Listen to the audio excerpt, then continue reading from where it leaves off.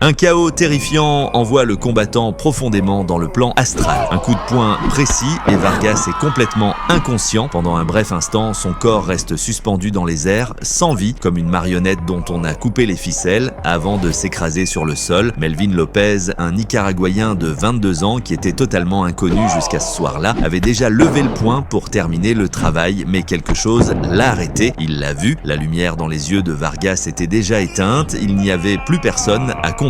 Lancer un autre coup de poing aurait été comme frapper à une porte ouverte sans personne derrière. Je célébrais la victoire avec la foule, mon cœur battait à tout rompre, l'adrénaline inondait mes veines, mais tout a changé en un instant. J'ai regardé Vargas. Il était étendu sans bouger, ses yeux étaient grands ouverts, mais à l'intérieur, rien. Pas de peur, pas de douleur, pas de conscience, juste un vide sans fond, comme si son âme s'était échappée avant même qu'il ne touche le sol. C'est alors que j'ai ressenti une vraie peur, pas pour le combattant, mais pour nous tous. Le combat s'est terminé très rapidement, mais on ne sait pas quel aurait été le résultat du combat sans ce coup précis, parce que Vargas était plus rapide que Lopez dans les échanges, du moins c'est ce qu'il semblait jusqu'à ce moment-là. Ce combat n'est pas seulement resté comme un début sensationnel, le combat lui-même n'était pas à un niveau très professionnel, mais il y est passé très rapidement pour l'un des participants. Il a marqué la naissance d'un monstre. Malgré cela, Lopez était précis et confiant, se précipitant à l'attaque, prenant des risques et faisant tout soigneusement. Voici